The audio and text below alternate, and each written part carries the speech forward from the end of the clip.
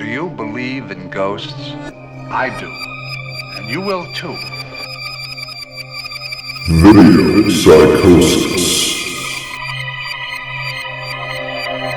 Hello, and welcome to the Video Psychosis podcast. This is episode 11. I'm your host, Strong Knots. Now, back in January and February on the show, we talked about what I watched for Halloween last year, 2018. And this is a segment that we plan to do every year on the show. For a lot of people, including myself, Halloween is a time to just gorge on horror movies, watch as many as you can. And in the last few years, I've gotten a lot more into it, try to see as many as I can. Now, last year on the show, I watched just a little under 70 movies, and we had to split the episode in two to try and have more than just a minute or so to talk about each movie. This year, I've got almost 80 movies to talk about, and I'm going to try to talk to you about them in one episode. So prepare yourself. I'm going to be sharing my thoughts on some of these movies.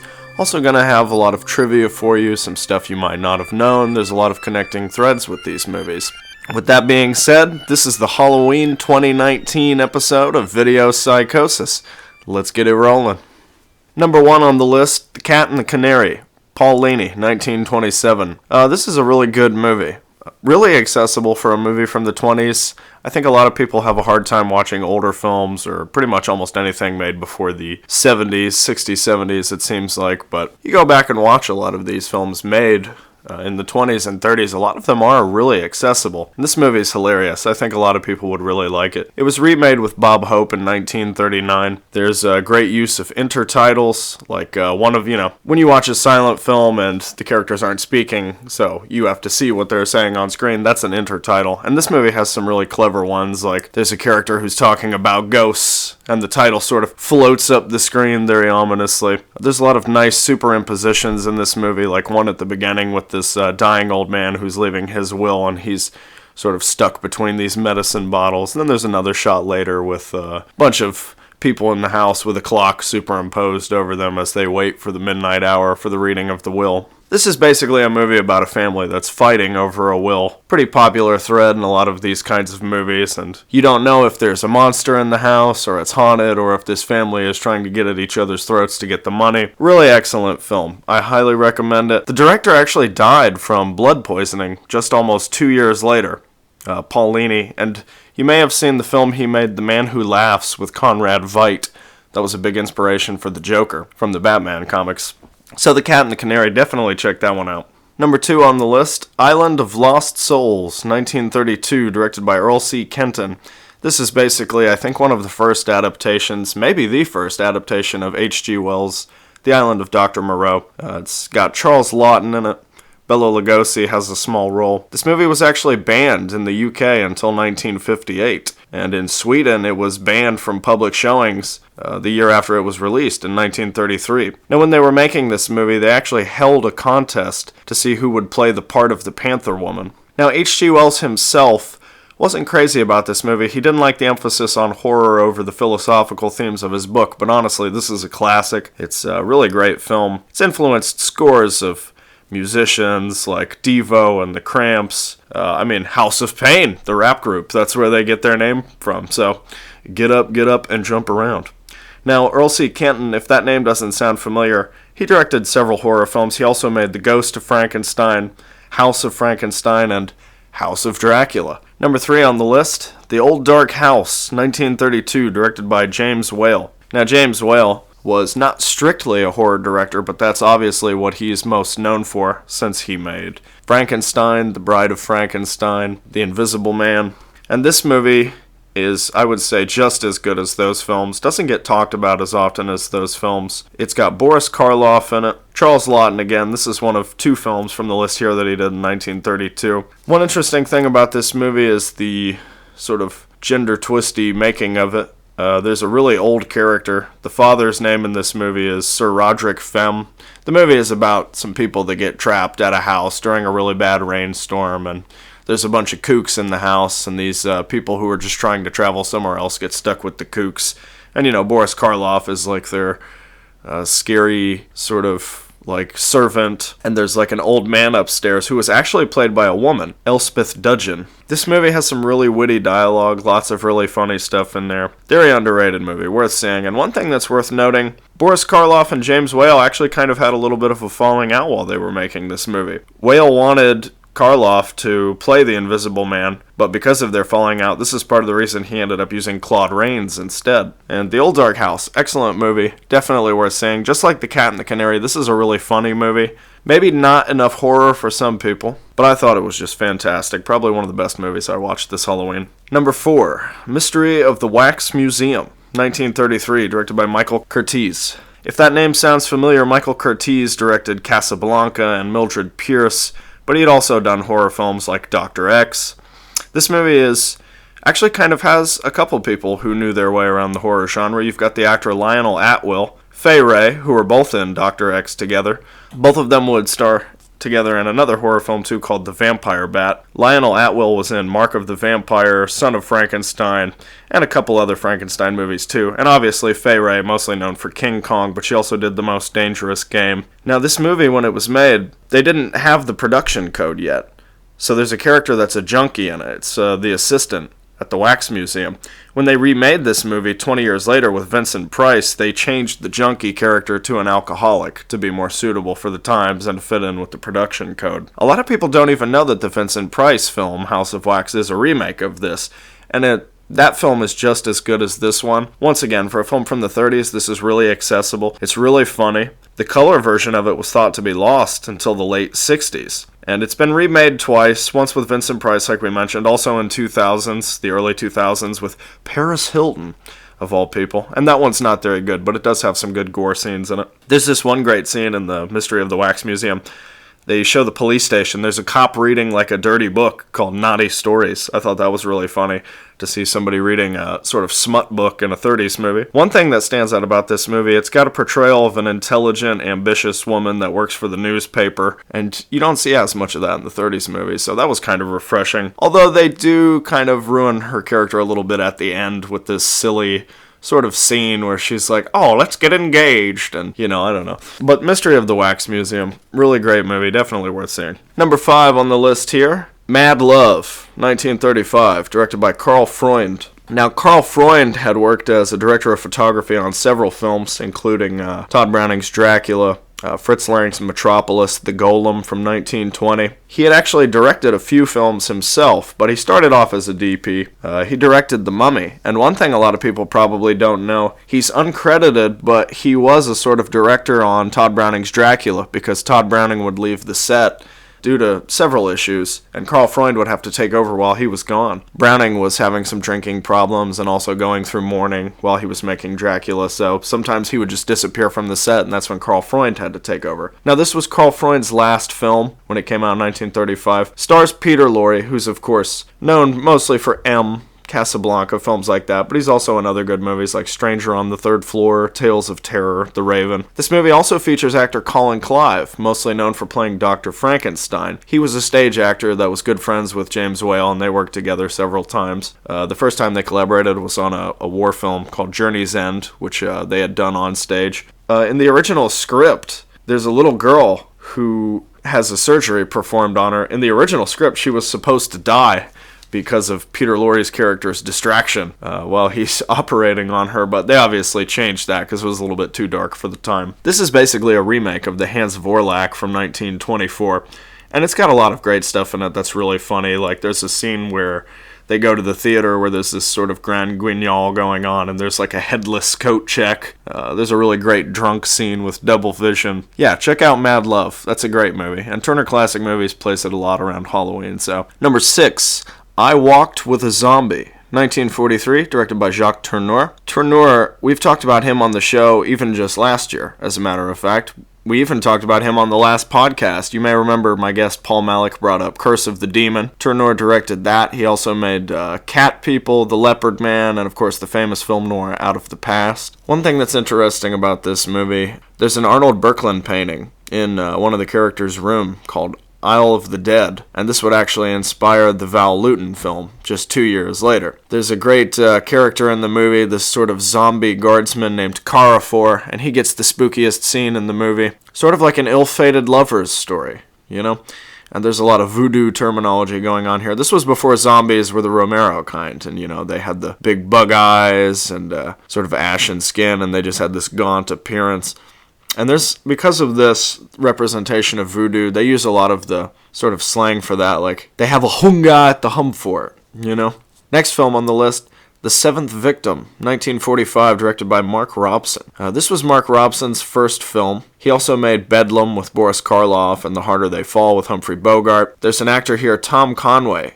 He actually reprises a role that he played in Jacques Tourneur's Cat People, Dr. Judd, which is strange, because he died in that movie. Spoilers. But he somehow is back here, so there's no telling where that movie lays in the chronology or the universe of these films, I guess. Now, director Mark Robson, he was an editor for RKO before he was making movies. This is a good one. It's got a lot of good suspense. It's kind of more of a mystery movie than a horror film. Turns out to be about this group of Satanists that are actually called Palladists, which I had to Google. I've never heard that word before, so that's interesting. It's got a really weird ending that maybe doesn't quite do the movie justice because it's really suspenseful and eerie up until that. I mean, it's literally just a bunch of people being shamed with Christianity at the end of the movie into not doing the wrong thing. It's about this woman who's trying to locate her missing sister, and she gets pulled into this plot involving all these people who are suddenly being bumped off. Check it out. Now, the next film on the list is also Mark Robson from 1945, Isle of the Dead. And I just talked about this not too long ago with I Walked with a Zombie. You've got Boris Karloff. Once again, several films of his on this list, playing a ruthless general who's stuck on this island with a bunch of civilians when the plague breaks out. There's a lot of talk about this demon from Greek folklore called the Vorvalaka. And Karloff believes that one of the women who's stuck on the island is the Vorvalaka, or at least that's what you think is going on. And there's a really nice twist at the end. I don't want to spoil it, but Karloff's character kind of goes through a little change, and you see that maybe he wasn't as crazy as you thought he was the whole time. Next film on the list, 1953, directed by Jack Arnold. It Came from Outer Space. Now, Jack Arnold, he had just directed Creature from the Black Lagoon the year after this film. He also made Tarantula and a little film with Fred Williamson called Black Bounty Hunter. We won't use the alternate title for that one.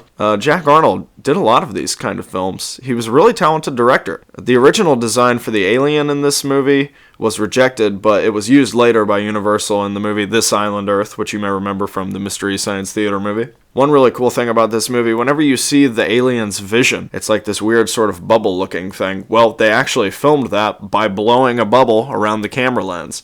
And it would only last a certain amount of time, so they had to kind of get the shots and make it work. This movie was filmed to be released in 3D, and it's pretty obvious, but it's not entirely too gimmicky. I mean, there's a lot of stuff that's, whoa, coming at you, but that doesn't tamper the overall movie. It's really, really great. I would actually call this another one of my favorite films I saw for Halloween this month. It served as an inspiration for Spielberg on Close Encounters of the Third Kind. It's based on a Ray Bradbury story. It's basically about these aliens who come to Earth, but it turns out they might not have these evil ulterior motives. Their ship crashed. They just gotta fix it so they can get the fuck out of here. But these damn Earth people won't leave them alone. Great movie. Check it out. It's fantastic. Next on the list here, The Quatermass Experiment, 1955, directed by Val Guest. On the last episode of the show, you might remember that Paul Malick talked about Quatermass and the Pit. I had said that I had not seen any of the Quatermass films, so this is a first for me. I really liked this movie. The director, Val Guest, he would make Quatermass 2, as well as The Abominable Snowman of the Himalayas for Hammer. Here's an interesting fun fact about this movie. In 1956, the year after it was released, a 9-year-old named Stuart Cohen actually died of a ruptured artery while he was at a double bill of this film with The Black Sleep. His parents were really upset, tried to claim that the movie scared him to death, and of course it became like a sort of, almost like an urban legend to people. They were like, oh, this movie's so scary that it killed this kid. The basic plot of this movie is that there's this scientist who's doing experiments, and he sends off this rocket ship. It crashes back to Earth, and only one crew member survives, but he's changed, and he starts killing people.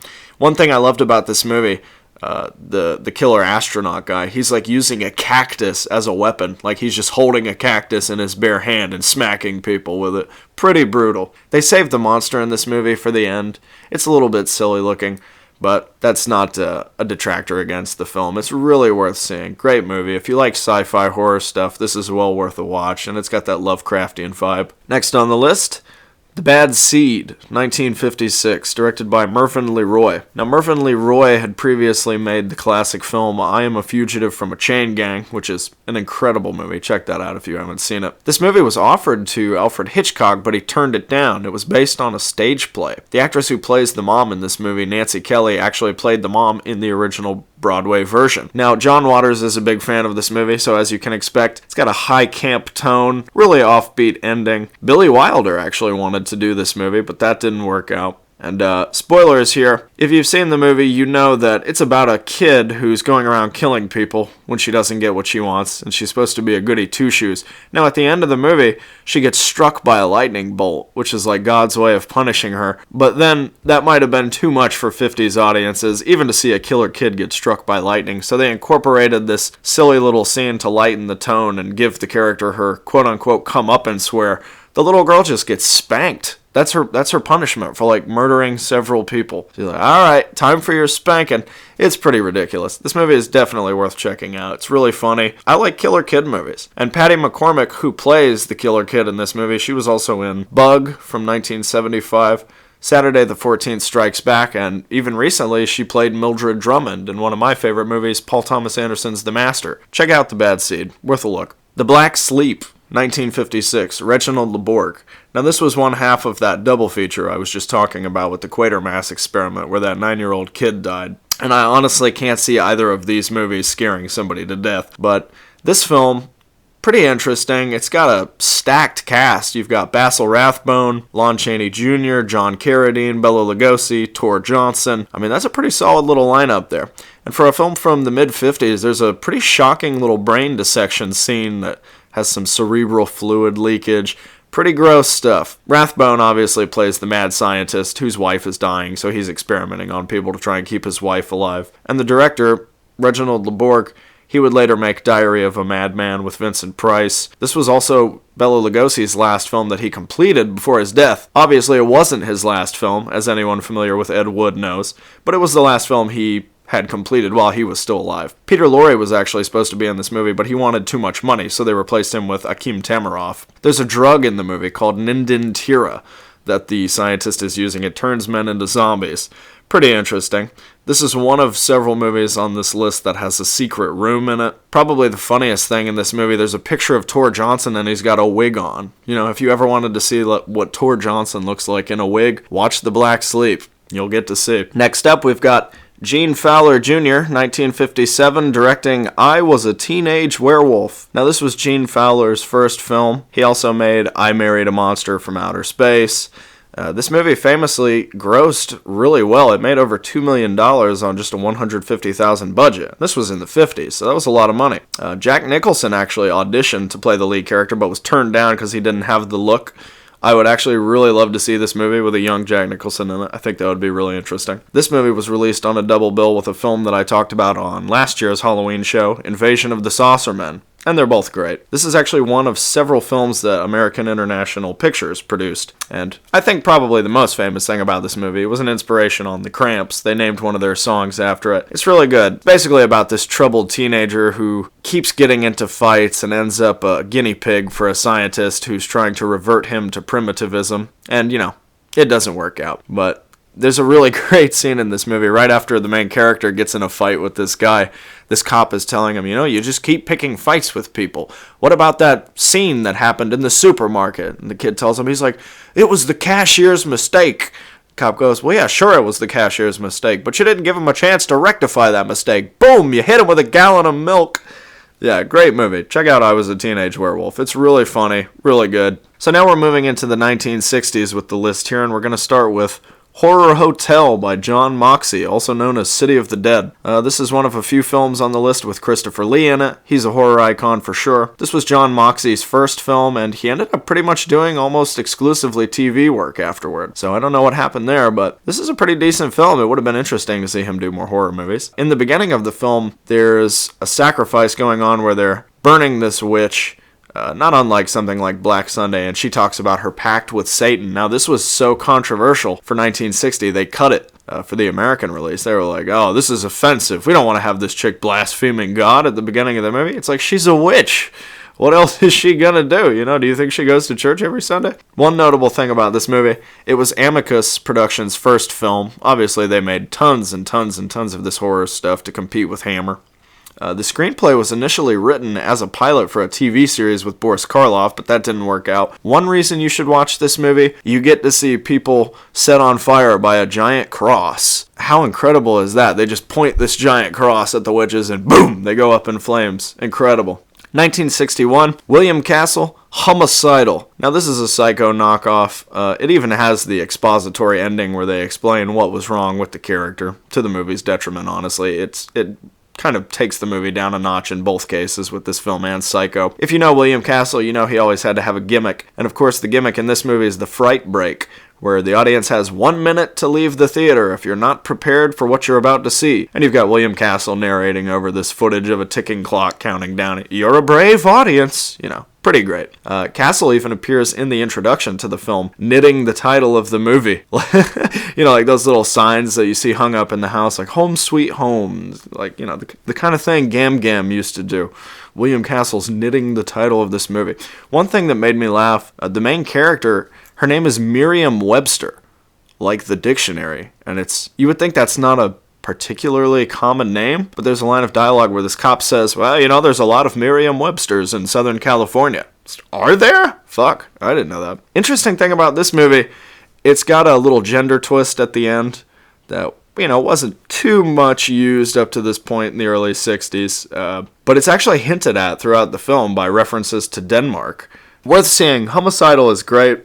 Alright, so moving on from that, 1962, The Horrible Dr. Hichcock. This was directed by an Italian named Riccardo Freda, but he used an alias, Robert Hampton. This is one of a couple films with Barbara Steele on the list. She shot this film while she was taking a break from doing 8.5 with Federico Fellini. And Robert Hampton, aka Riccardo Freda, or the other way around, also directed The Ghost with Barbara Steele the next year. He also made Lust of the Vampire. This is an interesting little movie. You may remember my buddy Paul on the last episode said, it's the world's classiest necrophilia film. And guess what? He was right. It's a pretty classy movie. It's a slow burn.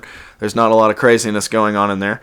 Basically, this mad scientist wants to bring his wife back to life. And it probably has one of the funniest quotes of anything. Like, the undertakers or whatever are pulling the guy's dead wife down into his basement toward the beginning of the movie. And one of them says, doesn't it feel strange for the doctor to bury his wife in his laboratory? Yeah, no shit. That is a little strange, isn't it? Who does that? Next on the list, The Comedy of Terrors, 1963. This is the second Jacques Tourneur film on this list, and this is another film that's stacked out. It was written by Richard Matheson, who worked on The Twilight Zone and wrote I Am Legend. This is another Basil Rathbone movie. It's yet another Peter Lorre movie.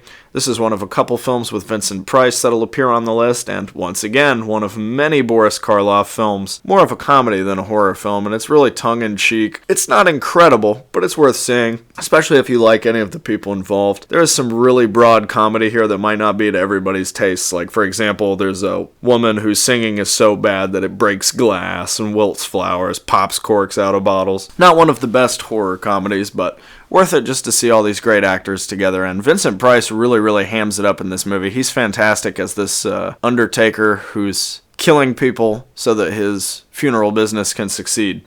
It's worth seeing for that alone. He's fantastic. Next on the list, Japanese film from 1964 by Masaki Kobayashi called Kwaidan. Basically, the translation for that in English is Ghost Story. This film has Tatsuya Nakadai in it, probably the most recognizable actor. He worked with Akira Kurosawa on several films like Seven Samurai, Yojimbo, Sanjuro, High and Low, Ran, and Kobayashi had actually worked with him before on a couple of films. like Harakari, and then he would later do Samurai Rebellion with him. One interesting thing about this movie, the full version is supposedly 3 hours and 3 minutes, but the most commonly released one, the version I saw, was a Janus Films tape, and even their Criterion DVD is listed at being 161 minutes. I like this movie. The pacing didn't bother me, but I can't imagine sitting through like another 23 minutes of this movie. I mean, the stories already feel kind of long, considering that they're not the most complicated plots. You know, you've got like this man who leaves his wife to get some status. He remarries, but he hates his new wife. So he comes back, and then, you know, his old wife died, but she seems to still be alive, turns into a skeleton. Kind of like a ghost/vampire that spares this woodcutter his life during a snowstorm. Along the way home, the woodcutter sees this woman and ends up marrying her, and it turns out she's the ghost, and there's a couple other stories in there. It's worth seeing. I wouldn't call it one of my favorite films that I watched this month, but, I mean, it is a classic, and it's good to finally have that off the list. I've been waiting a long time to see it. Next on the list, this is going to be the first of 2 Mario Bava films that we talk about here, 1965. It's Planet of the Vampires. One really interesting thing about this movie, it's like a sci-fi horror film, and for the special effects, they did a lot of clever things to try to save money on matte and optical printing, like they used a lot of mirrors and miniatures. This is actually the first film Bava did with his son Lamberto's assistance. He was an assistant to the director here. And Carlo Rambaldi's not credited, but he did work on the model for the movie here. If that name doesn't jump out at you right away, he did the special effects for Paul Morrissey's Flesh for Frankenstein, Blood for Dracula. He worked on Deep Red and Alien, and he's going to pop up later on the list again. This is more sci-fi than horror. It's got a twisty ending. Visually, it's beautiful. I mean, it takes place on this foggy planet full of neon reds and greens, and there's this one really cool scene where they find these gigantic skeletons on the outside of the planet after they land. Not one of Bava's best, but, you know, I mean, worth seeing. Yeah, check it out. And this is yet again another American International picture. Probably one of maybe 3 or 4 or 5 on this list. Next up, we got Mad Monster Party, 1967 by Jules Bass. Jules Bass, if that sounds familiar, he's one half of Bass and Rankin,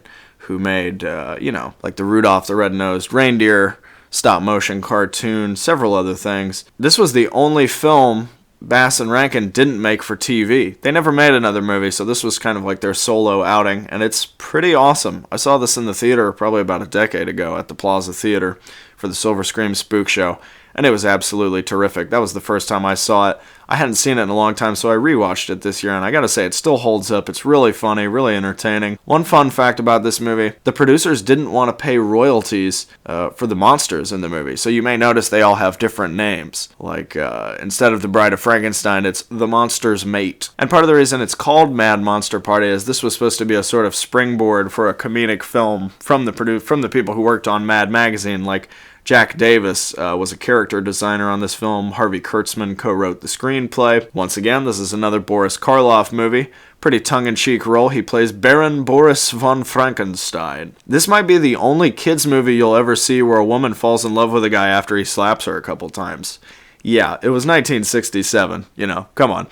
What do you expect? But really enjoyable. I mean, my favorite scene in the movie, there's a food fight with a bunch of monsters. Like, if you ever wanted to see Dracula and the Wolfman, like, throw potatoes at each other, this is your movie. Check it out. It's great. Next on the list, another anthology horror film, this one from 1967, directed by Freddie Francis. It's Torture Garden.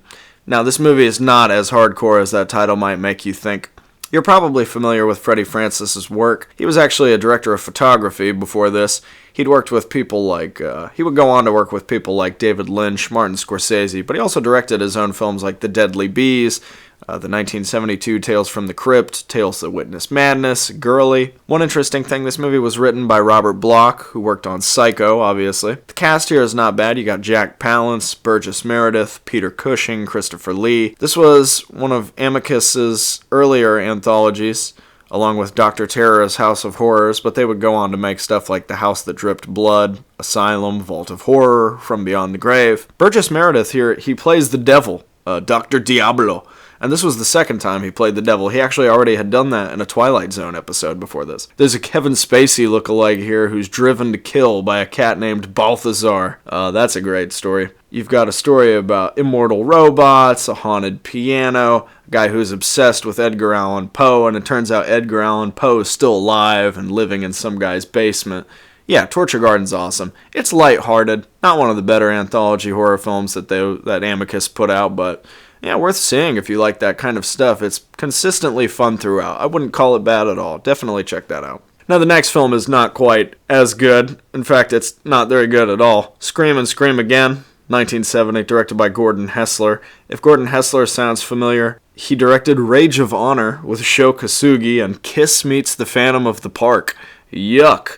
But don't let that throw you off. He also did make horror films like The Oblong Box with Vincent Price and Murders in the Rue Morgue with Jason Robards. This movie is really confusing. Doesn't make a lot of sense. But you got Vincent Price, Peter Cushing, Christopher Lee, they all have really small roles, probably to get people to see this crappy movie. Vincent Price claims that he never even understood the script for this, which is, hey, you're not alone. And originally, in the novel, the movie's based on a novel, there were supposed to be aliens in the movie, but they ended up changing them to communists in this film. So, yeah, there's that. One fun fact about the movie, Vincent Price refused a stunt double for a scene where he melts in this acid bath. He said he'd do it himself. He didn't want a stunt double. But ironically, he did it, and then the chemicals in the acid bath gave him sinus problems for years after. So he fucked up his nose to do a movie that didn't really make much sense. And it's not very good. Moving on from that, now we're into the 1970s here. We're going to talk about 1971, 10 Rillington Place, directed by Richard Fleischer. Richard Fleischer did all kinds of films like Fantastic Voyage, Soylent Green, Mr. Majestic, Mandingo, Red Sonja. This is sort of a change of pace for him because this is a very serious, disturbing film that's based on a true crime story. And Richard Fleischer had actually made several true crime films like The Girl in the Red Velvet Swing, Compulsion, The Boston Strangler. This is the best of those. It's genuinely unnerving in a way that a lot of horror films aren't. I would say that it's probably most comparable to something like Henry, Portrait of a Serial Killer. Just a really dark tone, sticks it to the bone. The killer in this movie was, like I said, this is based on a true story. The guy's name was John Christie. He's played by fucking Richard Attenborough, the owner of Jurassic Park. And basically, he lures these women into coming back to his flat so that he can give them an abortion, which was illegal back then, but he just gasses them. That's it. He wanted to be in the army, but he couldn't, or he got kicked out or something, I forget. And so he's using his little army booklet to basically just gas people to death. John Hurt's in this movie. You'll remember him from Alien, The Elephant Man. I mean, the guy did over 200 movies. I'm sure you'll remember him from a lot of things. He just passed away within the last 5 to 10 years. And we still miss him. He was one of the greats. R.I.P. John Hurt. This movie has an underrated actress that doesn't get talked about much, Judy Geeson. She was in the Joan Crawford film Berserk. She was also in the Refugee episode of the show Monsters. She was in Dominique is Dead, and she's still doing work. Just recently, she's made 2 films with Rob Zombie, The Lords of Salem and 31. If you're turned off by period pieces, this movie won't bore you. It's about the characters. It's not about the setting. Definitely check it out if you like horror movies that are serious and take a really dark tone. And it also has a pretty interesting statement about capital punishment by the end of the film. Whether you agree with it or not, it's still a pretty powerful ending. So the next film on the list, also from 1971, also one of the best films on this list, it's Mario Bava again with A Bay of Blood. Now, this is a pretty popular movie, so there's not much I'm going to go into on the story on this, so I'll give you some facts here. Stelvio Cipriani composed the movie. He also worked with Mario Bava on Baron Blood and Rabid Dogs. He did other films like The Licorice Quartet, Death Walks on High Heels, What Have They Done to Your Daughters? This is one of many films Bava directed where he was his own photographer, to save money. Also, he just had an incredible eye. He had been shooting films since 1939. He did his first film shot his first film in 43, The Adventures of Annabella. But he had been working since 1939. And this is the second collaboration between Carlo Rambaldi and Mario Bava. He was uncredited on Planet of the Vampires, but he did the effects here. Now, this movie, obviously, The first two Friday the 13th films kind of stole some of the kills from it, or homaged them, however you want to say it. Dario Argento was such a big fan of this movie, he had one of his projectionist friends steal a print of the film for him. This was Bava's favorite film that he made, and it's my favorite of his too. Christopher Lee, who had worked with that director on The Whip and the Body, saw the film when it came out in 71 and was shocked by the violence. He said he walked out because it was repulsive. This is the same guy that once said to Peter Jackson, "Do you know the sound a man makes when you kill him?" You know, he was repulsed by the violence in this movie. And this is Bava's second collaboration with actress Laura Beatty, after they had made Hatchet for the Honeymoon. Part of the reason he made this movie was because he wanted to work with her again. This one ended up making the video nasty list, and it's not surprising why. There's tons of kills here. Honestly, one of the most brutal ones happens right at the beginning with the old woman in the wheelchair. Fantastic film. If you haven't seen it, check it out. Absolutely. Another one from 1971, She Killed in Ecstasy. And this is Jess Franco using an alias Frank Holman. Soledad Miranda is the star of this film. She was also in Jess Franco's films Count Dracula, Vampiros Lesbos, Eugenie de Sade, Nightmares Come at Night. She was dubbed here by Renate Kirster, who, interestingly enough, doesn't have a lot of credits, but also dubbed the character of Ursula in Rainer Werner Fassbinder's Effie Briest. So that's kind of neat. This was one of 4 films that Jess Franco released in 1971, along with Vampiros Lesbos, The Devil Came from Akasawa, and X312, Flight to Hell. And if you think that's crazy, he released 9 films the next year in 1972. This is mostly like a women's revenge, sexploitation kind of film, but you've got all this weird shit, stuff that'll keep you paying attention, genital mutilation, there's formaldehyde babies, somebody gets suffocated with a plastic pillow so you can see them as they're dying. There's this one actor in there, Howard Vernon. He looks a lot like Eddie Constantine. And this is one of 2 films on the list that has a score by the famous Bruno Nicolai, great composer. So She Killed in Ecstasy, not probably one of Franco's best, but definitely worth seeing, especially if you like sexploitation. Next up on the list, 1973. Who hasn't seen this movie? William Friedkin, The Exorcist. I don't have a lot to say about that. It's 2019. If you haven't seen The Exorcist, I don't know. I don't know what to tell you. We're going to move on to the next one. Bug.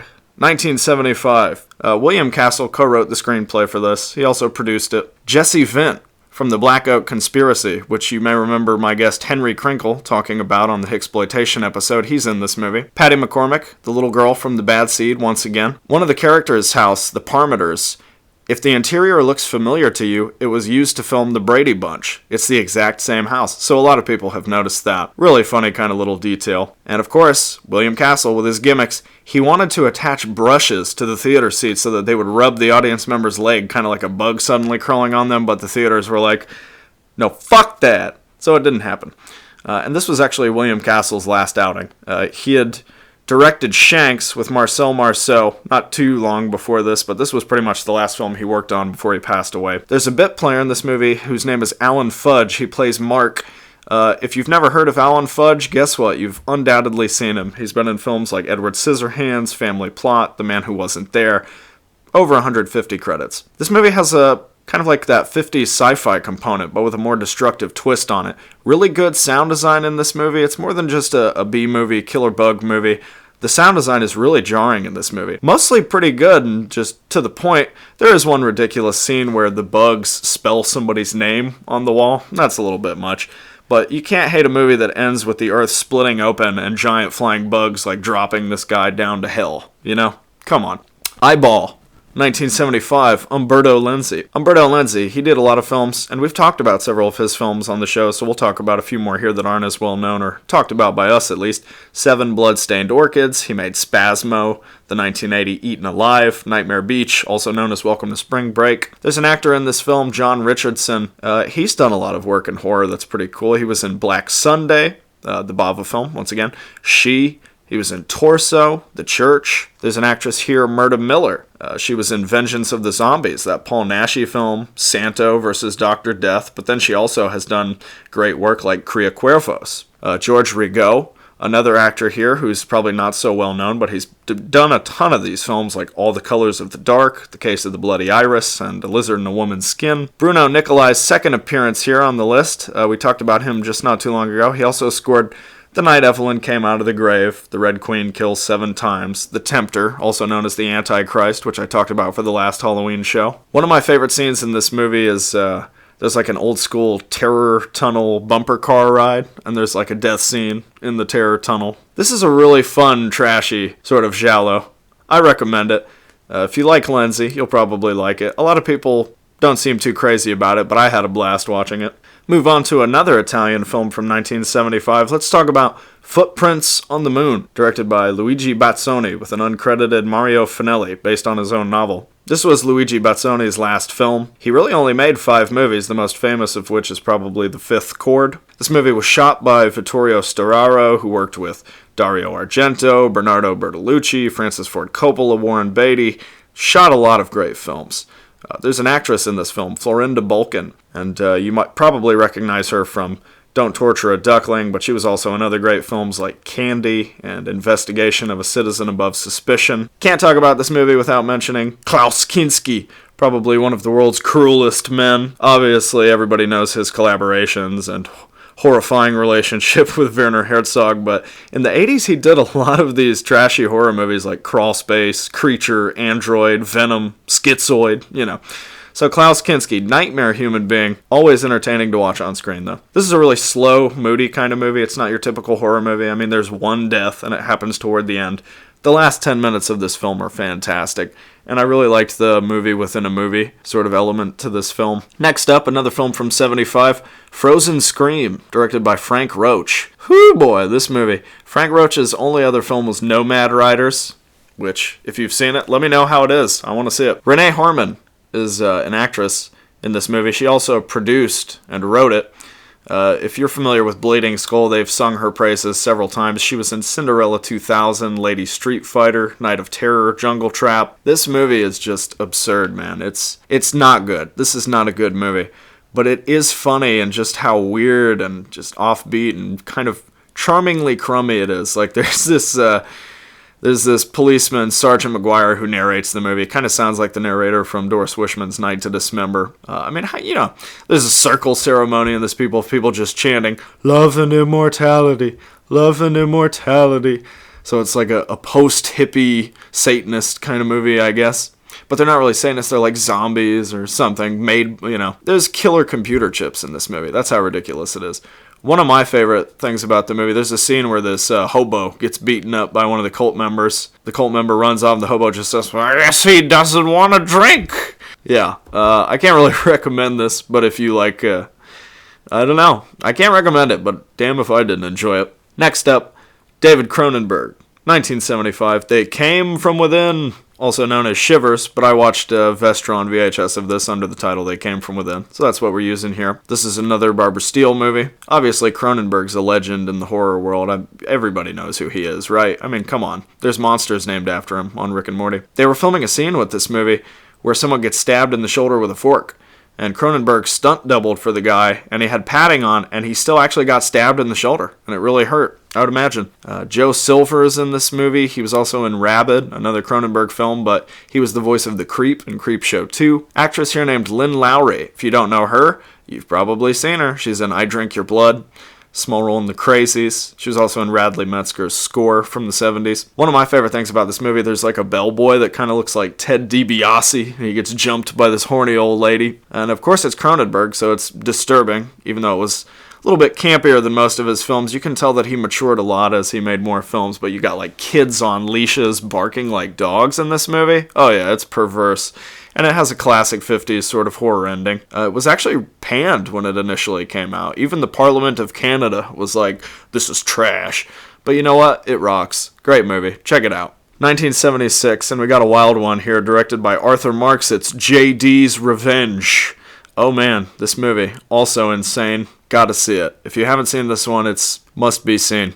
You've got the actor Glenn Turman. He's pretty underrated. He's done a lot of work. You might recognize him as the teacher who got stabbed in the hand from Gremlins, but he was also on The Wire. He was in Cooley High, Penitentiary 2. And Arthur Marks had done several blaxploitation films. This is one of many he made, like Detroit 9000, Bucktown, Friday Foster. Tarantino actually stole a scene from this for Death Proof. I mean, the basic plot of this movie is that a guy gets hypnotized during a nightclub act, and he gets possessed by the ghost of this gangster who was murdered back in the day, which inspires him to get a sick permanent, throw on some 50s threads, and go out and kick ass. This movie is just, not politically correct at all, but it's just super, super funny. I guarantee you'll laugh your ass off watching this movie. It's pretty out there, and you got Lou Gossett Jr. in here too.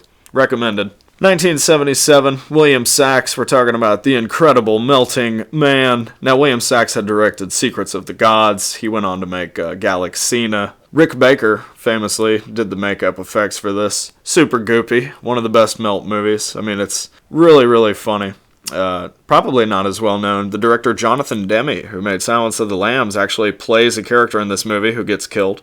The star of this movie, Alex Rebar, kind of a versatile guy. He also wrote the screenplays for To All a Good Night and Demented from 1980. Rob Bottin enjoyed this movie so much that when he was doing RoboCop, the scene where the guy gets hit by the car after, falling in the toxic waste, that was a reference to The Incredible Melting Man, because Bottin was a fan of this film. Obviously, the best thing about this movie is that scene with the crackers, where the guy is explaining to his wife how something horrifying happened at work and everybody's life's going to be irrevocably changed, and her mood totally changes, and she's like, oh my god, what are we going to do? And he's like, honey, did you get those crackers from the store? It would be funny enough if he just said that once, but the fact that he keeps asking her, but she's like, this guy escaped from the hospital and he's killing, what are we going to do?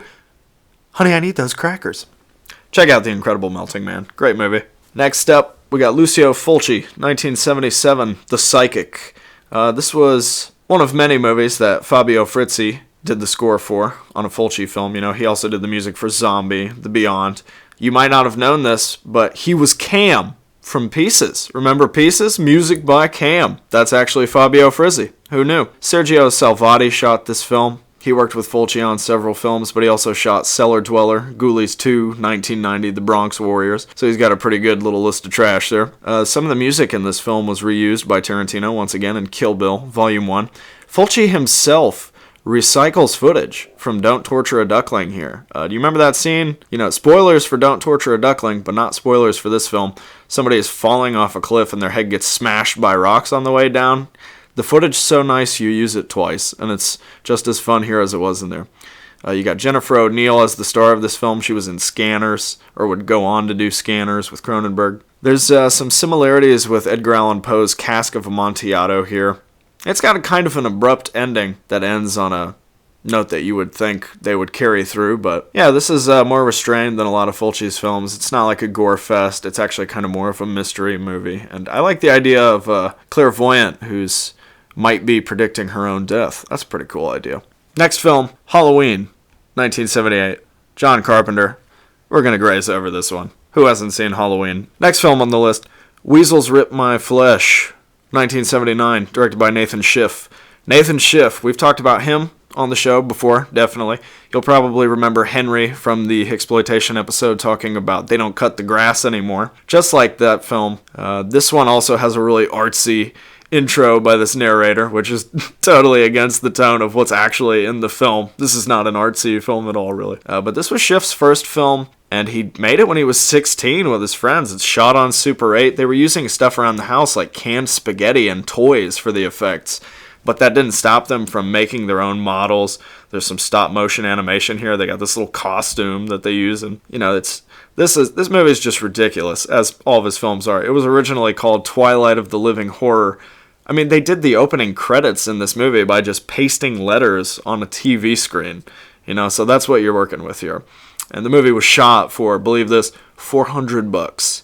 Probably the highest budget a 16-year-old's ever had to make a movie. Yeah, I mean, this movie, it's just, if you know Nathan Schiff, you know it's crazy. Don't expect it to make sense. You've got abrupt music stings, kaiju references, sharks that appear out of nowhere. I mean, there's a guy who takes home a weasel's severed arm and gets attacked by it.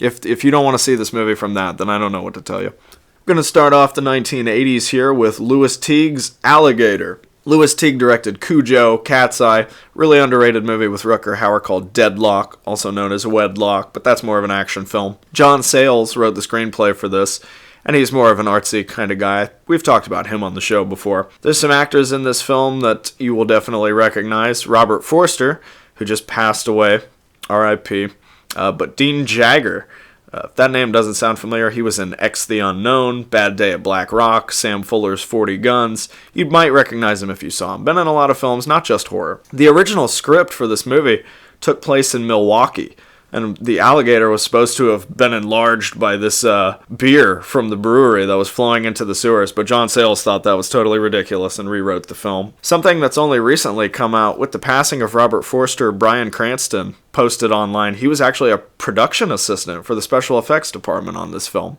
and he talked about how great it was working with Robert Forster. You've got Henry Silva. He always plays a classic creep. He was in The Manchurian Candidate, Lust in the Dust, Escape from the Bronx. Two of my favorite scenes from this movie. Obviously, everybody loves seeing a bunch of rich people at a social gathering get thrown around by an alligator. That's always pretty entertaining, but there's also a gigantic gator turd that you see in an alley at one point. Gotta love that. Next up, Alone in the Dark, 1982, Jack Shoulder.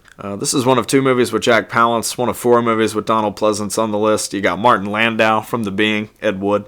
Jack Shoulder had directed A Nightmare on Elm Street 2. Not very well received when it came out. I think people have turned around on that one. It's really funny. I like that movie. He also made The Hidden, Wishmaster 2. This was actually New Line Cinema's first feature film production after years of distribution. Jack Shoulder had actually edited The Burning in 1981. This movie, pretty entertaining. I mean, you've got Donald Pleasance as a doctor smoking Oregon Sensibilia. A mailman gets hit by a car, cop gets crossbowed. Movie has a really weird ending. Not great, but worth checking out if you like the actors and want to see something kind of different than the usual horror movie. Extro, 1982, directed by Harry Bromley Davenport. Now, Davenport hasn't made a whole lot of movies, but he did direct Extro 2 and 3, so obviously this series is the gift that keeps giving for him. Movie's really gross. You got cocoon people, there's oozing green wounds, you've got people sucking on bodies, and when they do that, it makes little flesh bubbles pop up. The original ending of this movie was supposed to have a bunch of clones, but they ended up scrapping that to do the ridiculous ending that is in this movie. Just like Mike would do later in Gozu, this is a film where someone gives birth to a full-sized man. That's always gross. And this is a little British movie. 1983, George P. Cosmatos. It's of unknown origin. If George P. Cosmatos sounds familiar, he directed Cobra, Rambo, First Blood Part 2, Tombstone, and Peter Weller is the star of this movie. The two of them, Cosmatos and Weller, would work again a few years later on Leviathan, little underwater horror sci-fi film there. Supposedly this is Stephen King's favorite movie. It was the first film Shannon Tweed ever appeared in. Peter Weller's just a legend. Everybody knows RoboCop, but he's done a lot of great work like The Adventures of Buckaroo Banzai, Across the Eighth Dimension, Naked Lunch. You've got Maury Chaykin in a little role here. Maury Chaykin passed away probably like a decade, 15 years ago, but he's in a lot of really cool movies like Curtains, DEFCON 4, The Vindicator, The Adjuster. This is a really great movie. I was really surprised by it. I liked it a lot.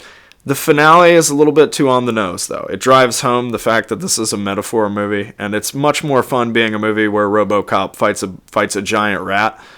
Really, I think the ending tampers it a little, but definitely check this out. Fantastic film. Next up, 1984, Ghoulies. Now, Paul, the guest on my last show, talked about this, so we won't talk too much about it. Ghoulies, obviously, Charles Band stuff. Both the first and second film of the series were trimmed down to get a PG-13 to try to make more money. And the director, Luca Bercovici, he's done some acting. He was in Parasite from 1982, but he directed the film Rockula with Tony Basil, Thomas Dolby, and Bo Diddley. So, as you can tell, this class act.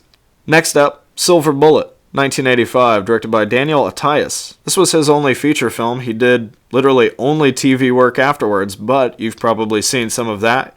He directed 16 episodes of It's Always Sunny in Philadelphia, including Dennis and Dee Go on Welfare, The Gang Makes Lethal Weapon 6, but he also directed episodes of The Sopranos, The Wire, several other things. This was the third screenplay Stephen King wrote after Creepshow and Cat's Eye. Don Coscarelli of Phantasm was actually originally supposed to direct this movie, but that didn't pan out. Yet again, this is another Carlo Rambaldi movie on the list.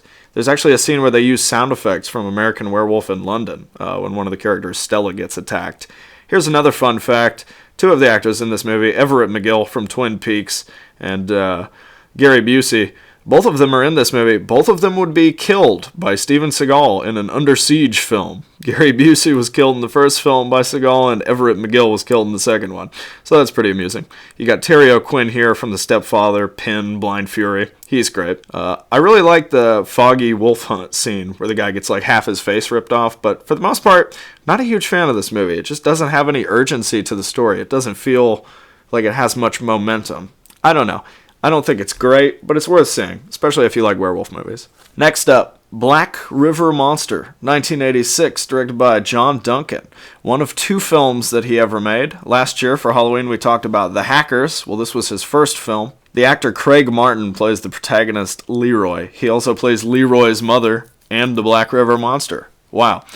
This movie is so ridiculous. It's shot on video, so that'll be a turn-off for a lot of people right away, but really, really funny movie. It was filmed in Croswell, Michigan, and, you know, you've got these bad guys named Sleaze and Louie. You know these guys are terrible. They pretend to be crippled musicians at the flea market. They get run off by the sheriff. Yeah, the Black River Monster is actually pretty much just a Sasquatch knockoff, like a Michigan Sasquatch, but he pets goats, and, you know, the kids love him. So, Black River Monster.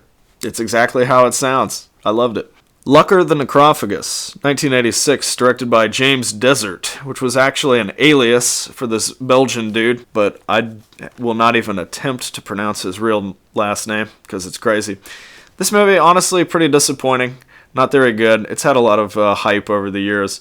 The main character looks like a Belgian Andrew Dice Clay. It's just this guy who goes on a rape massacre and has sex with corpses. Some really awkward necrophilia in this movie with lots of Tommy Wiseau style man ass and groaning, awkward groaning there.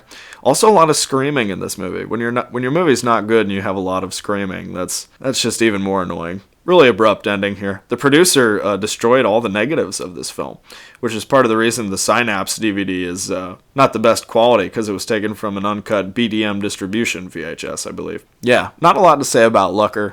You can skip this one. Another 1986 film, Sorority House Massacre, directed by Carol Frank, who also wrote it. She was the assistant to the director on Slumber Party Massacre. This movie is obviously capitalizing on that kind of little sub-subgenre there. This was Carol Frank's only film. There's actually a scene where Slumber Party Massacre is playing on the TV. Somehow 2 sequels were made to this film, both of them directed by Jim Wynorski. The actress in this movie, Angela O'Neill, she was also in a couple other cool little movies like Vicious Lips, Grandmother's House. One thing that bugged me about this movie, there's no creativity to the kills. It's literally just all stabbings. And for a slasher movie, you gotta keep them interested, so kind of a failure on that front. A couple of the other actresses in this movie, though, did some interesting movies. Pamela Ross was only in 2 movies, this and Moonstalker, so Pamela Ross, we miss you. Nicole Rio was in The Zero Boys and The Visitants. This movie is really ridiculous. Robert Axelrod is in this movie. He was one of the many writers on Fart the movie, but you may remember him from Alien Private Eye or the 80s Blob. This one, you can skip it, honestly. I mean, if you really, really love these kinds of movies, check it out, but not great. The next movie is great. 1986, Peter Rowe, Splatter, The Architects of Fear. Oh man, this movie is so much fun. It's like sort of like a mockumentary making of a fake film that's done mostly as a sort of how-to on special effects. Tons of gore footage. They're pretty much just showing you how to do effects for your own little B-movie. They're making some sort of post-apocalyptic movie. This was shot in 3 weeks. Post-production only took 5. A lot of people don't seem to care for this movie, but I think it's essential 80s trash viewing. It's just so much fun. I don't see how anybody could really hate this movie. You've got a hilarious exploding head scene. And this is a Canadian film. It was made in Toronto and Ontario. So check out Splatter, The Architects of Fear. It's on YouTube. Kick off 1987 here with the John Ho film American Gothic. This one's been released on Blu-ray recently. John Ho directed Twins of Evil, The Legend of Hell House, The Watcher in the Woods. You've got Yvonne DiCarlo in here as the mom. She played Lily Munster, probably most famous for that, but she was also in Nocturna, Satan's Cheerleaders, Silent Scream. Rod Steiger, famous actor, known probably for stuff like On the Waterfront or The Pawnbroker, but, he's done his fair share of horror movies like The Amityville Horror, The Illustrated Man, The Kindred. Michael J. Pollard, probably my favorite actor in this movie. He's done a lot of shit. You've seen him in Sleepaway Camp 3, I Come in Peace with Dolph Lundgren. I mean, he fucking worked with Fulci on 4 of the Apocalypse, which is just crazy. William Hootkins, Not the most famous actor, but he's in here. You might recognize him from his work with Ken Russell and Nicholas Roeg, but he was also in films like Hardware, Dust Devil, Haunted Honeymoon. Probably, also mostly known for Batman, Raiders of the Lost Ark. There's some great kills in this movie, some really, really funny dialogue. It gets super twisty. You got some Stockholm Syndrome going on there. Highly recommend American Gothic. Great movie. 1987 keeps rolling. It's Mad Ron's Prevues from Hell, directed by Jim Monaco. This is basically just a trailer compilation with some shot-on-video wraparounds that were filmed at the Lansdowne Theater in Pennsylvania. It was so widely bootlegged in the pre-internet era that the producer, James F. Murray Jr., he had to bring cease and desist letters to horror conventions because people were just bootlegging this movie out the yin-yang. There's actually a film pirate in the movie at the end who gets his eyes blown out. That's the director, Jim Monaco. And this is worth seeing because it's got more kind of exploitation trash stuff in it than Terror in the Isles. It was definitely ahead of its time. I mean, this was long before you could just hop on YouTube and see a trailer for a movie you liked, or before the 42nd Street Forever compilations.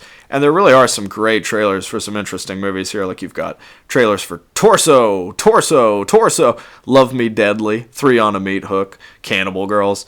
Mad Ron's Prevues from Hell is awesome. Grindhouse Releasing put out the DVD. Check it out. It's been on Netflix for forever. This might be the only good movie on Netflix, honestly. Mad Ron's Prevues from Hell. Best movie on Netflix. I can't believe it's been on there so long. Go watch that. It's great. Next up, Flesh Eater, Revenge of the Living Dead, 1988, directed by Bill Hinsman, who is the star of this movie. He's reprising his role as one of the zombies from the original Romero Night of the Living Dead. Another actor who was in that film, who's in this one too, is Vincent D. Cervinsky. He plays Vince, one of the gunmen in the posse. Alternate title for this movie is awesome, Zombie Nosh. One cool thing about this movie, don't get attached to anybody. Most of the main characters, are killed in the first 35 minutes, so you gotta love that. Tons of gore and nudity in this movie. Total trashy, 80s blast. There's an entire family that falls victim to these zombies. I mean, you've got tons of gore in this movie, like I said. There's a shotgun blast to the head, meat hook in the neck, some heart removal, somebody gets killed with a pitchfork. You can't not like a movie with a zombie farmer. So, if you want to see something not too serious, just a good time, check out Flesh Eater. Pretty unknown little film here. Short film from 1988 by Wim Vink called Half Past Midnight. This is a Dutch film. Like I said, really short. I think it's barely a half hour, maybe a little over. It's a misfit revenge kind of film. This kid just gets bullied relentlessly, hit by a truck, and in a coma in the hospital. And the bullies are still trying to kill her in the hospital. It's pretty unbelievable. A lot of great things here. You've got a lot of chainsaw deaths, slit throats, hand axes to the back. There's a POV shot from a saw blade, so if that gives you any idea. And if you like this, another cool thing, the making of it's on YouTube, but it's in Dutch. You got the classic 80s synthy score here, and Wim Vink, the only other film of his that I can find that he's directed is this flick called Heaven is Only in Hell. But if you like short little slasher stuff, check out Half Past Midnight. Next up, Halloween 4, The Return of Michael Myers, 1988, directed by Dwight H. Little. Everybody's familiar with the Halloween series. This is the first one they did that had no participation from John Carpenter. If you recognize the drugstore in this movie, it was also in The Sandlot. And we talked about the Brady Bunch earlier involving the movie Bug. Mike Lookinland, who played Bobby Brady, was a production assistant on this movie. How about that? You got some cool kills here. Thumb through the forehead. That's all we'll say about it. Come on, who doesn't know about the Halloween movies? Probably my favorite film in this series, Sleepaway Camp 2. 1988, Michael A. Simpson, who also made the third film. 2 and 3 were shot back-to-back in Waco, Georgia. I love the second one. It's actually one of my favorite slasher movies. You got Pamela Springsteen, who is just incredible as Angela Baker. Honestly, my favorite. I like her a little more than Felissa Rose. She's actually Bruce Springsteen's sister. This movie has so many great kills in it, The outhouse kill, probably my favorite, but there's use of a lot of instruments of death here. You got hunting knives, machetes, drills, chainsaws, razor gloves. People are choked with guitar strings. There's battery acid thrown in somebody's face. The reason Pam Springsteen is so great as Angela, I think, is just because of her wholesome qualities. She's a Karen Carpenter type. She just seems like the all-American girl or something, and she's just wonderful in this movie. I love it. Also, 1988, Steven Tyler. Not that Steven Tyler, directing The Last Slumber Party. Oh man, this is grade A trash. This was shot in Louisiana. Super, super cheesy. A lot of people will not like this because it's dated in its super 80s gay bashing and misogyny. But this is, I have to say, if you can look that aside, this is probably one of the funniest bad movies in the 80s. It's about an escaped maniac who doesn't want to get a lobotomy, played by the director. You know this movie's good because it's got heavy use of the word dork in it, you know? It's just hilariously inept. There's no likable characters in this movie. And there's a shot they use over and over again of the killer looking at the camera from behind a wall. And it's just totally ridiculous. So if you like trash, it's grade A trash. The next movie is not trash. Twisted Issues, 1988, Charles Pinion. Also shot on video. A lot of people write these movies off. This is definitely one of the best shot on video films. It was made in Gainesville, Florida. Good document of the late 80s punk and thrash scene and like the skater scene, especially from the South. You don't see a lot of that from back then. There's a lot of experimental kind of elements to this movie, which makes it pretty fascinating. It almost plays like a visual collage at times. Definitely one of the best shot-on-video films. Charles Pinion, not a filmmaker too well-known. He directed Red Spirit Lake, We Await. This made Film Threat magazine's list of the 25 underground films you must see. I definitely agree. It's really underrated. Not a lot of people know about this movie. It's fantastic. Super DIY. I mean, there's car scenes that are lit by literally somebody just waving a flashlight around. And if you want to see this movie, it's really hard to find the original VHS of, but you can go to Charles Pinion's website and actually buy the DVD along with 2 of his other films. So definitely worth the money. Great movie. Next up, Halloween 5, 1989. Like I said, who hasn't seen the Halloween movies? This is the worst one, probably. Arguably, maybe. It's absolutely terrible. Just a horrible movie. So many mistakes made.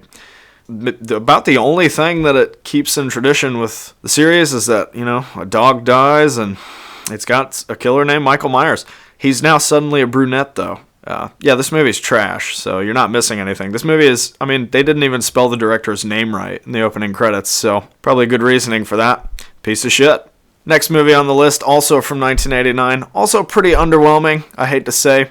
Little anthology called Terrifying Tales. I'd wanted to see this movie for forever, had a hard time getting it, and a friend made me a bootleg of it. But I have to say, didn't live up to the hype for me. I mean, the monster on the box, the VHS cover, is fucking stolen from Creepshow. There is nothing that even looks like that in this movie. The second story is the best of all of them. It's about this vision of hell for a murderous hitchhiker. I mean, it's pretty bland, pretty forgettable. The second story is the best, but nothing to write home about. Maybe I'll give it another shot sometime in the future, but I was really underwhelmed by this one. Kick off the 1990s here with Night of the Living Dead, Tom Savini. This was obviously, you know, Tom Savini's remake of the Romero film, and pretty familiar to people by now. There's been a lot of time to see this one. It is worth checking out, you know. Don't look at it in the shadow of the original, because it's a totally different kind of thing. Bill Cardle, who played a reporter in the original film. He also makes an appearance here, playing a reporter again. There's a character wearing an Iron City beer shirt, which is the beer that the rednecks are drinking in Dawn of the Dead. And when this movie was released, it had to be heavily cut to avoid an NC-17. You know, they had to trim down a lot of the gore. And I think that was one of the factors Savini said was probably why it didn't sell so well, or why it was kind of slept on for a long time. I mean, this movie definitely changes up the genre. You got a junkie zombie in there, and you got the rednecks who are like... Instead of cockfighting or dogfighting, they've got zombies in a pit. They're zombie fighting. That's pretty awesome. And they do twist it up here where, spoilers, in this film, Ben becomes a zombie. Barbara lives, and she ends up killing Harry. So, how about that? A little twist on the original film there. You got a great cast here. Tom Tolles, Tony Todd, Bill Moseley. Also 1990, Pledge Night, directed by Paul Ziller. The screenplay was by Joyce Snyder, who wrote the first 3 Raw Talent films. I've never heard of Raw Talent. They're porn films. So, there you go. But it's funny to see this movie about frat brothers going through Hell Week. And it's just super homoerotic and just ridiculous. But of course, it was written by a woman. And she does a good job capturing that ridiculous hyper-masculinity that you see on college campuses. Funny thing about this movie, Joey Belladonna from Anthrax actually has a role here as a young Sid, the killer who grows up and starts slashing and dashing. This movie, if you like Doom Asylum, Slaughter High, check this one out. It's also a good prank movie, you know, just like Sleepaway Camp 2. You know, there's a lot of silly shit in this movie, the least of which is probably somebody getting killed with a cherry bomb or having an egg beater shoved into their mouth. Check this one out. I really liked Pledge Night. Finish up 1990 here with Terrorgram by Stephen M. Kienzle. This was the only film he ever directed. It's a really, really underrated anthology movie. I have to say, I really love Terrorgram. James Earl Jones is the narrator, which is kind of funny because that very same year he was in another anthology horror film, Grim Prairie Tales, which we talked about last year for Halloween. The first story is about a director named Alan Smythe who does heroin and goes to this fantasy world made of leering women in a sort of gender twist on the movies he makes, and all these women are sort of harassing him. The second story is about this news anchor who hits a kid with her car and he haunts her. It's really great. Got a male co-anchor on the show named Dinky, or that's his nickname. And the last story is about this guy whose wife leaves him because he's a heavy boozer and he hit the kids, and it turns out that back in college he got this hippie sent to Vietnam, and the corpse of the hippie comes back and makes this fucking old alcoholic feel his pain in Vietnam. Pretty brutal. Awesome movie. It's got a great sense of humor, lots of really funny stuff. There's some gore in there. I'm surprised more people don't talk about Terrorgram. It would be cool if Vinegar Syndrome would put out a Blu-ray of this. Next up, 1995, Rumpelstiltskin, directed by Mark Jones, who also made Leprechaun. And this movie feels like a weird combination of that film and Terminator 2. In particular, there's a scene, a chase scene between a go-kart and a fucking big rig, driven by Rumpelstiltskin. Lots of cheesy one-liners in this movie, just like Leprechaun, but you got child endangerment, sleazy TV host, And Kim Johnston Ulrich is in this movie. She was also in an episode of Monsters. Her first role ever was an uncredited appearance in Woody Allen's Zelig. She was also in Spellcaster. Rumpelstiltskin, I expected this movie to be a lot worse. It was really funny. I had a great time watching it. And if you like cheesy horror movies, especially mid-90s shit, check it out. Speaking of cheesy, awesome mid-90s shit, next film on the list, Sick-o-pathics, directed by Brigitte Acosta and Massimo Lavagnini. Brigitte Acosta had worked on the crew for the trauma movie Terror Firmer. There's tons of cameos in this. It's another anthology film, really short, it's under an hour, but you got cameos from Lucio Fulci, Luigi Cozzi, Joe D'Amato, Linnea Quigley, Sergio Stivoletti, David Warbeck. Yeah, this movie is fucking hilarious. Just awesome. There's a scene where there's a turd in the street with a sign on it that says, typical Italian movie, and the character just strolls over it. Right at the beginning, a kid gets his arm ripped off, and the mom tries to smack the guy who rips it off, and you hear Street Fighter sound effects. There's a killer purse story, just like in Creep Tales. Probably the funniest story here is about this pervert whose psychiatrist tells him to go on vacation, and it has the greatest moment of the movie where this woman gives birth and the baby shoots out of her into a tree and says, "Oh shit!" And then this hunter in the distance blasts it with a shotgun. I mean, that's all you need to know. Check it out. Also in 1995, The Granny, directed by Luca Bercovici, who we talked about a little earlier. He directed Ghoulies. They originally wanted Shelley Winters to play the Granny in this movie. Bercovici himself even has a role in this film. One thing that's worth noting, it was shot by Wally Pfister, who went on to do a lot of really serious work. He's done several films with Christopher Nolan.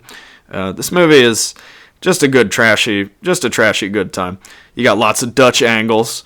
There's a wrestling match on TV with Stone Cold Steve Austin. Mutant cats. This is yet another movie with a family fighting over an inheritance or a will. Scene where furs come to life and eat somebody, killer blowjob. And the actress who plays the Granny, Stella Stevens, you'll probably remember her from films like Wacko, Monster in the Closet, and Mom. So, yeah, check out the Granny. Recommended. Next up, 1996, the immortal Brian Yuzna, The Dentist. Oh man, this is such a mean-spirited, nasty movie, and I loved it. The original photographer of this film actually had to drop out halfway through for a family emergency, so they got Levi Isaacs to shoot the rest of this movie. And if his name's not familiar to you, he shot Spontaneous Combustion, Leprechaun, several episodes of Tales from the Crypt. Stuart Gordon was originally supposed to direct this movie. He still retains a writing credit. Kevin Yeager, yet another Tales from the Crypt thing here. He designed the Crypt Keeper. Well, he designed the oversized mouth in this movie. He wasn't actually on the set for it, but he designed the mouth. Yuzna himself has a little cameo here. Chris Allen Nelson, who was hired for makeup help, he had just had a horrible experience working on Bordello of Blood, as pretty much everybody who worked on that movie had a horrible experience. Except Dennis Miller, because he was the cause of the horrible experience. You got Ken Foree as a detective, Mark Ruffalo as a creepy talent manager / sweater-necked dad. You've got Earl Bowen from Terminator 1 and 2, Chopper Chicks and Zombie Town. Yeah, check out The Dentist. I'd been wanting to see this for a long time, lived up to the hype. Great movie. Totally different kind of film here. 1997, Satoshi Kon, Perfect Blue. This is a great movie. One of the best anime films, for sure. It was originally supposed to be a live-action film, or sort of like a direct-to-video series, I think, but the Kobe earthquake of 1995 damaged the production studio, so it turned into an animated, film. Probably the most famous thing known about this movie is supposedly that Darren Aronofsky, owns the American filming rights, because he wanted to replicate a shot of it in Requiem for a Dream. I think one thing that's really funny about this movie, it's like a really early representation of the internet. And so watching it now, it seems hilarious, the scene where someone's explaining how to use the internet to somebody, and they're using fucking Netscape Navigator. How funny is that? One sad thing about this movie, the original 35mm negative was accidentally destroyed. But they did just recently release supposedly a really nice transfer that played through several places in the US not long ago. So not all hope is lost. Also 1997, Wax Mask, Sergio Stivoletti directing here. He was in Sick-o-pathics, like we mentioned earlier. It was his first film. He'd worked on special effects for Demons. He did the makeup on Hands of Steel, animatronics on Dario Argento's opera. And this film was actually supposed to be a vehicle for Lucio Fulci, but he passed away, so it was given to Stivoletti. The gore sequences are a little tame in here. This isn't a great movie. Kind of boring throughout. It maintains a nice gothic horror sort of vibe, but as it goes on, it kind of loses steam. Probably the funniest scene here, there's a coroner who's about to operate on this corpse, and he's got his scalpel in there, and he goes, "Oh my god, this girl's still alive!" Is this the world's worst coroner, or what? I mean, it's kind of boring for a movie that has so much voyeurism and shit in it. And there's some really, really bad 90s CG in there that looks like some Animorphs shit, but I don't know, it's on Shudder. See for yourself if you like it. Let me know. Next up, 1998, The Last Broadcast. This movie was shot for $900. A lot of people talk about it as a predecessor to Blair Witch with the sort of found footage notion, but it kind of feels more like a TV expose or something. It's a little bit dated. The TV news graphics that they show in the movie are so obviously fake and kind of silly looking. It almost looks like something from Mr. Show. And you've got classic 90s dial-up in this movie, so a little of it is dated, but for the most part, this is a pretty creepy movie. It also involves the Jersey Devil, like another film on this list. One thing that really irked me about this movie, the twist at the end betrays the rest of the movie. It's totally out of line with what you've seen. It turns it into another movie, and it kind of killed it for me. I liked it better when it was supposed to be these guys went out in the woods to do a TV show and only one of them came back and he went to jail. Did he kill these people? It's better as a mystery. The ending kind of ruins that, but not a bad movie. Speaking of the Jersey Devil, next film, 1999, Ravenous. This is the cannibal flick with Guy Pearce, Robert Carlyle, David Arquette in his best role by far. The original director of this movie was actually fired 2 weeks in, and it was Robert Carlyle, the actor from Trainspotting, who plays the bad guy here, who got Antonia Bird to direct it. One thing I like about this movie, shot by Anthony Richmond, the photographer who worked with Nicholas Roeg several times on films like Don't Look Now, The Man Who Fell to Earth, Bad Timing. He also shot Candyman, Cherry Falls. It's a pretty good looking movie, and it's really funny. And you can't beat a movie that has Michael Nyman and Damon Albarn collaborating on the score. What a weird fucking combo. I never really had much interest in this movie, but finally just watched it because people kept telling me it was good. Lives up to the hype. Ravenous is great. Check it out. The next movie, not so great, and the hint is in the title. It's The Horrible Dr. Bones from 2000. And it is horrible indeed. Ted Nicolau directing here. He uses the pseudonym Art Carnage, understandably. Ted Nicolau had previously made Terror Vision, Subspecies, Ragdoll, so he obviously worked with the Band brothers. This movie was diluted to under an hour and a half for an anthology collection Full Moon put out called Urban Evil, a trilogy of fear. To even further cash in on it, they even used footage from it in this compilation movie they did called Monsters Gone Wild. It's not very good. There's this sort of R&B hip-hop group called the Urban Protectors that are auditioning for this guy, Dr. Bones. He's looking for a hot music act, but it turns out he's hypnotizing people with these frequencies under loud music, and he's making zombies. They try to shoehorn some social commentary in there, but it's nothing you've never seen before. Done much better in stuff like Tales from the Hood. The effects in this movie are just garbage. In particular, there's a CG exploding head that's just truly awful, so no recommendation for this one. Definitely recommend the next film, though, Dog Soldiers, Neil Marshall, 2002. And Paul Malik talked about this on the last episode, so I won't say too much about it. One thing I love about it is that there's no CGI. Animatronics and bodysuits, baby. That's how it's done. Next up, 2008, Deadgirl, directed by Marcel Sarmiento and Gady Harrell. A lot of people that worked on Terror Firmer worked on this. Trent Haga wrote the screenplay. The co-director, Gady Harrell, she also worked on that film. Marcel Sarmiento would go on to direct a segment for the ABCs of Death. Trent Haga, if you don't know who he is, he's done a lot of interesting work. He wrote this. He also wrote Citizen Toxic Avenger 4. He wrote the screenplay for Cheap Thrills, and he recently directed and wrote a film called 68 Kill. That's worth checking out. I really like Noah Sagan, who you've undoubtedly seen in Rian Johnson's films. I think he's been in all of them. He was in Brick, Looper, The Brothers Bloom. He was in his Star Wars movie. He was also in Starry Eyes. Yeah, Noah Sagan is great. He's really good here as the bad guy. You know, this is just a really dark, gross movie. You got dick biting, corpse fucking, gut spewing. It hits all the notes. And you can't say no. Michael Bowen's in here. Probably most recognizable as Buck from Kill Bill, but he's also been in Night of the Comet, Magnolia, several other films. I really like the scene with the kidnapping gone wrong. Sort of subverts the horror cliche of these wimpy guys that could just kidnap some chick. They try to kidnap her at a gas station. She just beats the shit out of them. Deadgirl, worth checking out. Pretty good movie. Also pretty sinister, 2008, Eden Lake, directed by James Watkins, who would go on to direct the Woman in Black remake. Also did a Black Mirror episode. He was a second unit director on The Descent Part 2. He hasn't done too much work. Jack O'Connell's in this movie. He's one of the kids. You probably recognize him from Startup, Harry Brown. You got Thomas Turgoose from This Is England, Kelly Riley from Flight and Calvary. Obviously, Michael Fassbender, probably the most famous actor in this movie. Another killer kid movie, worth seeing. This one's from the UK. And Sean Dooley, an actor in this movie, would go on to work with the director again on the Woman in Black remake. So definitely check this one out if you like the genre. It's a pretty brutal little movie. Probably nothing you haven't seen before, but worth checking out. Another interesting lake movie from 2008, it's Joel Anderson's Lake Mungo. Little Australian film. It's the only film Joel Anderson's made, but it's pretty good. I would like to see what else he would have to offer. The word of mouth on this film, like over the last decades, definitely made it a lot more popular. It's like a mockumentary, found footage style movie. Very slow burn, but it's got a lot of twists in it.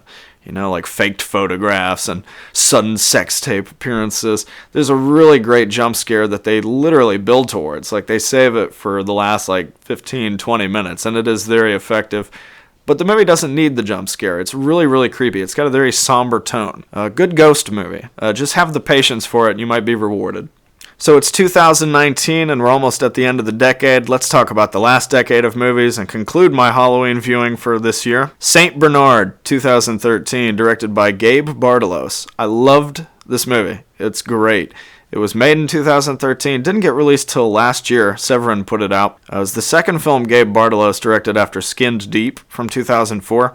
If you don't know who Gabe Bartalos is, he's just essential in the horror world. He's done makeup and special effects for over 30 movies since 1986. He was an extra in The Deadly Spawn and Day of the Dead, but the first film he really worked on is a personal favorite of mine, if you know me, Spookies. He played one of the Muckmen. He did the makeup for it, but he also worked with Frank Henenlotter on Brain Damage, Basket Case 2 and 3, Frankenhooker, Bad Biology. He was involved with at least 5 of the 7 Leprechaun films, Texas Chainsaw Massacre 2. He's worked with Stuart Gordon. He worked on Darkman, Gremlins 2. Gabe Bartalos is a legend. And like I said, he worked with Henenlotter a lot. Henenlotter has a cameo here as a Wall Street guy, which is pretty funny. This movie's insane. You just have to see it. I can't recommend it enough. I don't want to even tell you what the story's about, so I'll just give you an idea of what this movie has in it. There's a battle scene with Abraham Lincoln, Ben Franklin, Andrew Jackson. Tons of gore, weird imagery. You got this guy named Static Boy who shits a puddle that this guy can jump into another world through. There's an excellent scene at this nightmare police station with keys and credit cards attached to the wall. The level of detail and intricacy in this movie is just insane. The opening shot of the movie is a chicken going parachuting. So you need to see this movie. Check it out. Buy the DVD. Next up, 2014, another Charles Pinion film, and the last film he's made, American Mummy. Not his best. Pretty silly little movie. It is what it is. The basic plot, you got this mummy brought from the Aztecs to the American desert. The whole thing takes place at this research site, but all the people working there seem to have ulterior motives. It's a mummy movie, but it's actually more of a zombie movie. You got blood rituals in there. It gets a lot better in the second half. The actors are honestly all terrible, but the second half has tons and tons of practical effects that are really, really great. One thing that cracked me up, it takes place in New Mexico, but it was filmed in California. And I love Charles Pinion. This is probably the weakest film of his that I've seen. I still haven't seen We Await, but I can't bring myself to talk bad about this movie because Charles Pinion's a great guy. And his first two films are really just excellent. I can't recommend Twisted Issues and Red Spirit Lake enough, so check those out. Next up on the list, little flick from New Zealand, 2014, it's Housebound. You may remember my previous guests, Andrew Lippincott and Bree Cummings, talked about this movie. On their episode, it was one of their underrated movies choices.